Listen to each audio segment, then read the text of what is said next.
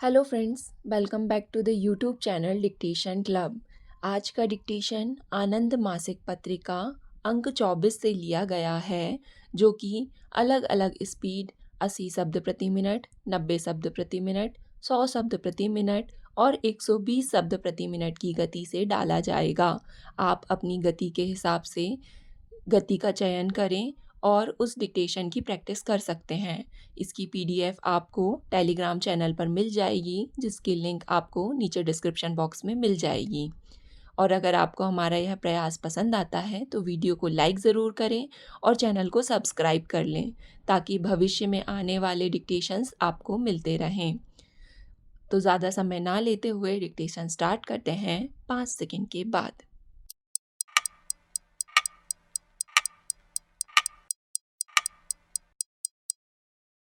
महोदय, स्वतंत्रता की स्वर्ण जयंती वर्ष के शुभ अवसर पर संपन्न होने वाले कर्नाटक महिला हिंदी सेवा समिति के 24वें पदवी दान समारोह में सम्मिलित होने पर मैं गौरव का अनुभव कर रहा हूँ।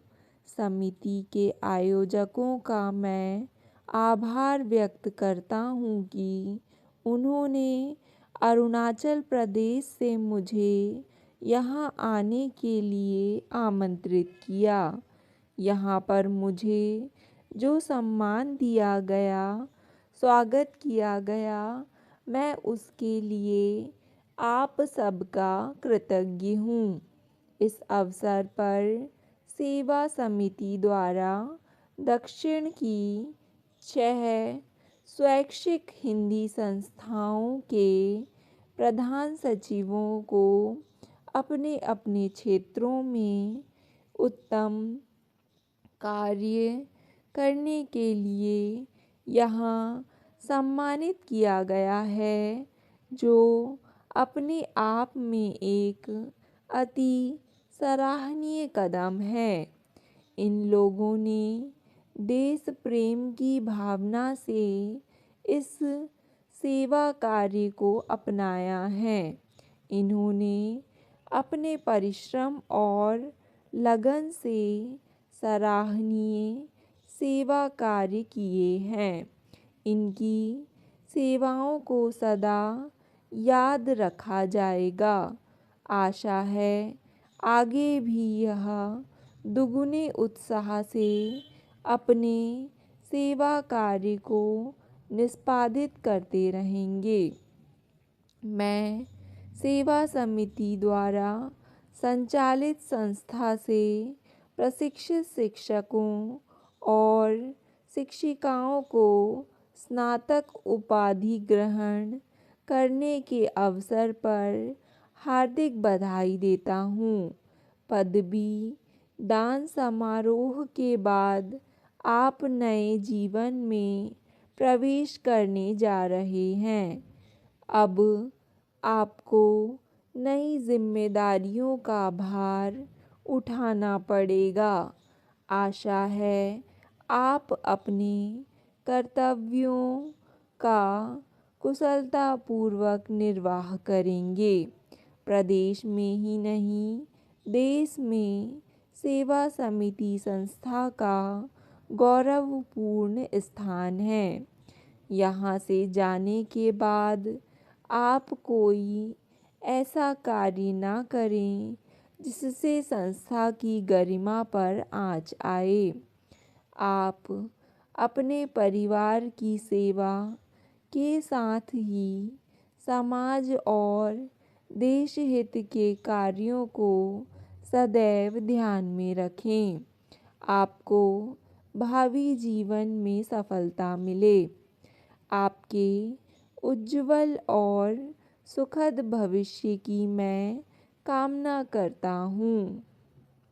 इस अवसर पर कॉलेज की परीक्षा में प्रथम स्थान पाने के उपलक्ष्य में स्वर्ण पदक और द्वितीय स्थान पाने वाले छात्र को रजत पदक दिए जाने पर मैं उन्हें बधाई देता हूँ।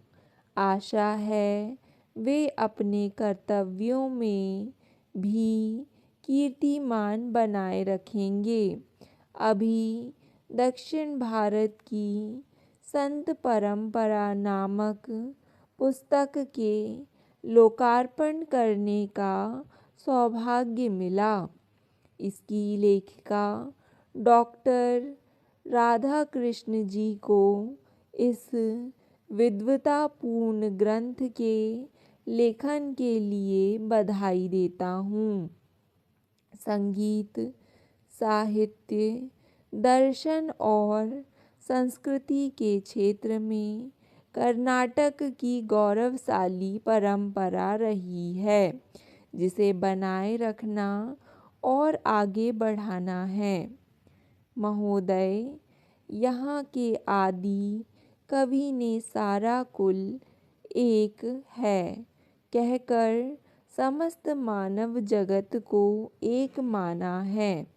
इस शताब्दी के यहाँ के महाकवि ने विश्व मानवतावाद का प्रतिपादन किया।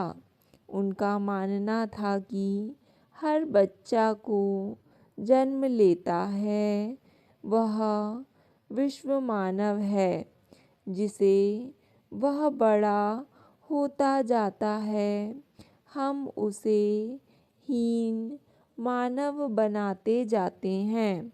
उसे विश्व मानव के रूप में स्थापित करना ही विद्या का दायित्व है। वे मानव जाति को एक मानते थे। वे हिंदू समाज की वर्ण व्यवस्था शिया सुन्नी, प्रोटेस्टेंट, कैथोलिक, सिख, निरंकारी आदि के भेदभाव को समाप्त कर मानव धर्म बनाने पर जोर देते थे। इसी तारतम्य में 12वीं सदी के वीर शैव शरणों द्वारा रचित साहित्य तथा विश्वेश्वर अल्लम प्रभु आदि ने जो सामाजिक धार्मिक नीति की वह भारत के इतिहास में ही नहीं समूचे विश्व के इतिहास में एक निराली क्रांति थी। उन्होंने ना गृह त्याग करने को कहा, ना जाति भेद का समर्थन किया, अपितु मनुष्य मनुष्य के बीच की खाई को पाटने का प्रयास किया। श्रम को महत्व दिया। समानता और सर्वोदय का निर्माण इनका सपना था। स्त्री को पुरुष से हीन और उसे चार दीवारी के कटघरे में बंदिनी बनाकर समाज ने जो अन्याय पक्षपात किया था उसका विरोध किया। 800 वर्ष पहले ही विश्वेश्वर ने ब्राह्मण और दलित परिवार के बीच व्यावहारिक संबंध कराकर जाति प्रथा के विरुद्ध अमूल्य क्रांति की। कर्नाटक की इस संस्कृति पर गर्व किया जा सकता है। स्नातकों, देश के नौजवानों और बुद्धिजीवियों से मैं अनुरोध करता हूँ कि कर्नाटक की इस गौरवमयी संस्कृति को अपनाने में ही कल्याण, शांति और सुख है।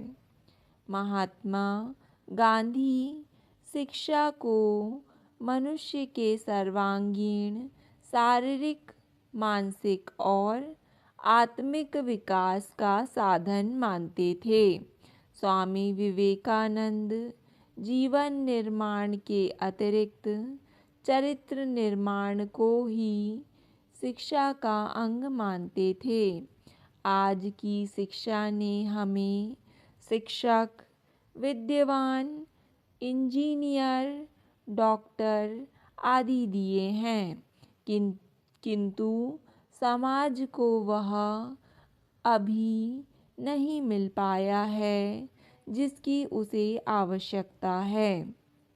शिक्षा का स्वरूप ऐसा होना चाहिए जिसका ढांचा हमारी सामाजिक, आर्थिक आवश्यकता को पूरा करे और उससे संतोष हो। इनके लक्ष्य भी मानवता का निर्माण करने को प्रेरित करते थे, जो कर्नाटक की प्राचीन संस्कृति से ही मेल खाती है। यह संस्था हिंदी और कन्नड़ दोनों भाषाओं के प्रचार प्रसार का कार्य कर रही है। मुझे इस बात की प्रसन्नता है कि ई-काफ़े चौथी बार अपना वार्षिक अधिवेशन भारत में कर रहा है। आप हमारे देश में ऐसे संकट के समय में आए हैं जब हम प्रकृति की एक चुनौती का सामना कर रहे हैं। इस वर्ष मानसून या वर्षा हमारी याद में सबसे खराब रही है। भारत के कुछ इलाके ऐसे हैं जिनमें हर वर्ष होने वाली वर्षा का चौथाई भी इस बार नहीं हुआ। व्यापक रूप से फसल खराब हुई। यह हमारे लिए बहुत बड़ा आघात है, क्योंकि हम कृषि में काफ़ी आगे बढ़ने की कोशिश में थे, किंतु समय पर कार्रवाई कर सकने और बहुत से मित्र देशों की सहायता से हम बड़े संकट से बचने में समर्थ हुए।